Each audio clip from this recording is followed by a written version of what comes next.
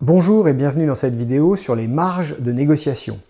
Prendre de la marge, avoir suffisamment de marge, on entend souvent les négociateurs en parler. Dans cette vidéo, vous allez voir comment on peut définir la marge de négociation, comment est-ce qu'on peut l'agrandir, d'un côté avec le point de rupture, d'un autre côté avec le point d'affiche, et puis quelles sont les limites à respecter pour que ça vous soit finalement favorable.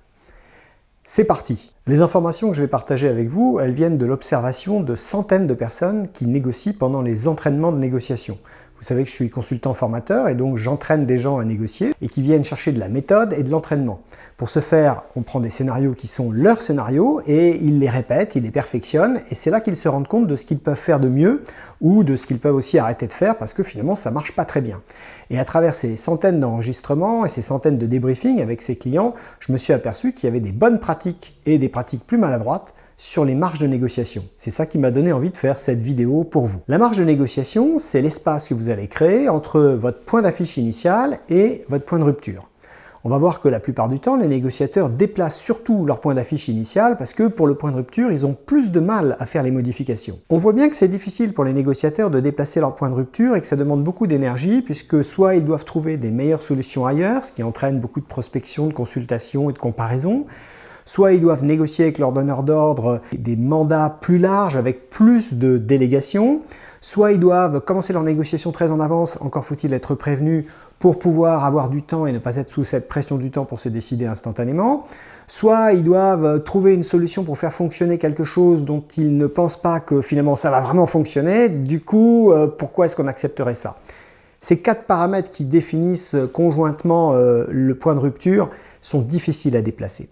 Alors du coup, ce que font les négociateurs, c'est qu'ils ont tendance à prendre de la marge de négociation en se tournant du côté de la fiche initiale. À la question comment augmenter une marge de négociation, les gens répondent souvent en augmentant l'ambition de son point d'affiche initial, c'est-à-dire en travaillant sur une première proposition qui est assez ambitieuse, qui est éloignée à la fois de l'objectif, mais même bien sûr du point de rupture.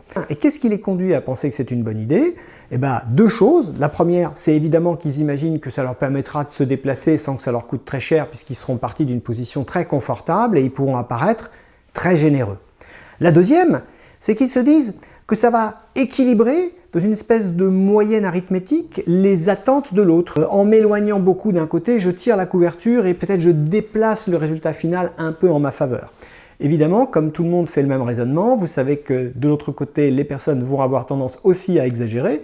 Et avec ce mécanisme, si on regarde de façon incrémentale, ça aboutit à des aberrations où les gens demandent initialement des positions qui ne seront jamais acceptées ni par l'un ni par l'autre. Alors maintenant que vous voyez pourquoi les négociateurs d'affaires ou les négociateurs professionnels ont tendance à proposer des choses très ambitieuses au début en se disant que ça leur donne de la marge de négociation, de la flexibilité et même une moyenne arithmétique qui pourrait leur être favorable, voyons finalement quelles sont les vraies conséquences de partir du mauvais pied.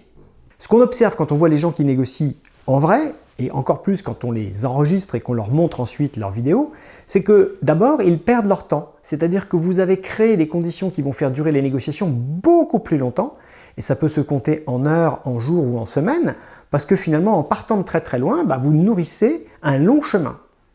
Le deuxième élément, c'est qu'à tous les coups, dans ce processus de chemin tortueux, les gens perdent leur réputation. C'est-à-dire que vos interlocuteurs s'aperçoivent que vous étiez parti sur des bases qui n'étaient pas professionnelles et donc même si vous êtes professionnel, même si vous êtes rigoureux, même si vous avez une très bonne proposition, l'utilisation d'une méthode de négociation qui est finalement hostile en proposant quelque chose d'extrême ou d'exagéré au départ va faire que c'est votre réputation personnelle qui va être dégradée. Alors on parle de votre réputation, mais vous savez que vous êtes l'ambassadeur de votre société. Quand vous êtes un négociateur, vous incarnez la société, vous êtes littéralement l'ambassadeur. Dès que vous mettez le nez dehors, le pied dehors ou une fraction de vous-même en digital par une réunion à distance, vous êtes l'ambassadeur de votre société.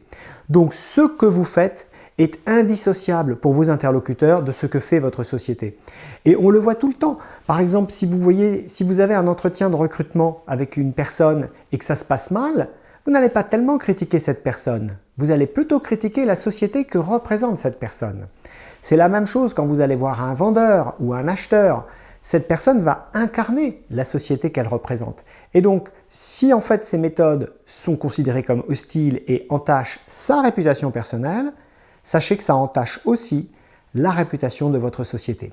Le quatrième élément négatif qui est induit par cette approche avec une marge de négociation excessive, c'est qu'en fait les gens commencent à parler de leur position plus que de leurs objectifs. À force d'avoir pris quelque chose de très différent de votre objectif, on ne parle plus vraiment de votre objectif. Par exemple, même vous allez vous mentir à vous-même en mesurant les concessions que vous faites par rapport à ce que vous aviez annoncé au début, alors qu'en fait, le vrai sujet, c'est ce que vous voulez obtenir, donc votre objectif, et c'est par rapport à votre objectif que vous devriez mesurer l'écart ou la performance, et pas par rapport à une position initiale. Donc quand dans les méthodes de négociation, on invite les gens à se concentrer sur des valeurs, sur des objectifs, ben c'est bien pour qu'ils évitent de se battre sur des positions. Et quand on adopte la stratégie de la marge de négociation large pour se dire « ça va m'aider à mieux négocier », en fait, sans s'en rendre compte, on bascule dans un mode de négociation de position et on oublie que notre objectif, c'est notre priorité. En fait, on se distrait soi-même, on se ment soi-même. Et en faisant ça, et c'est le cinquième problème qu'on a avec la méthode, c'est que vous avez le pouvoir d'influencer votre interlocuteur pour que, généralement, il fasse la même chose. C'est-à-dire que dans nos discussions et dans la communication, vous savez, on a toujours un impact sur nos interlocuteurs et on a ce pouvoir de miroir.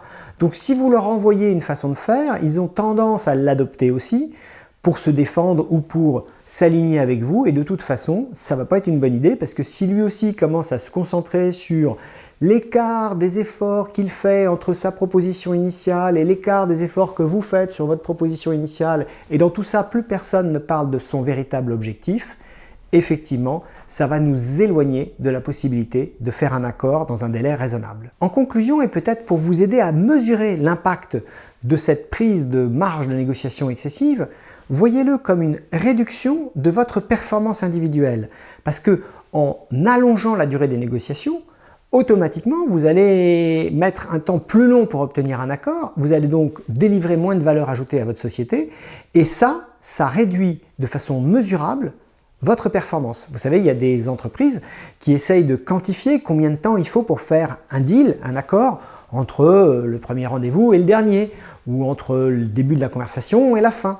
Et bien sur ce paramètre-là, à chaque fois que vous prenez des marges de négociation importantes, de façon mesurable, on peut voir que votre performance de négociation diminue.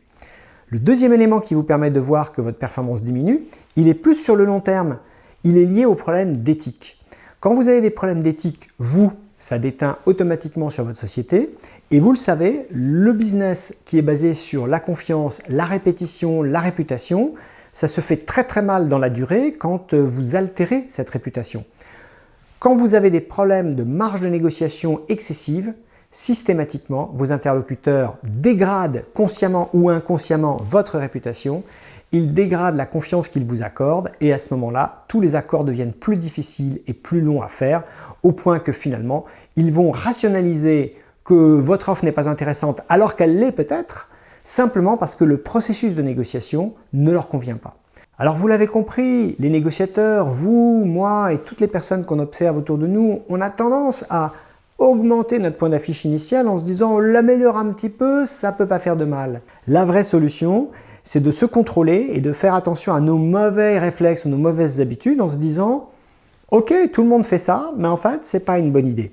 Et le meilleur comparatif que je puisse vous faire, c'est avec Pasteur, à l'époque où Louis Pasteur expliquait à tout le monde qu'il fallait se laver les mains et que même si on voyait pas les microbes, l'hygiène c'était important et qu'avec un petit effort comme se laver les mains, on allait sauver beaucoup de gens. C'est la même chose en négociation. On n'est pas très loin d'arriver à faire des choses bien, mais il faut corriger des petites erreurs qui ont des conséquences catastrophiques. J'espère que cette vidéo va vous aider à mieux négocier, à mieux préparer et mieux annoncer vos offres. Et si vous avez aimé la vidéo, bien sûr, je vous invite à mettre un like et à vous abonner à la chaîne. Je vous dis à très bientôt en formation pour des entraînements en négociation.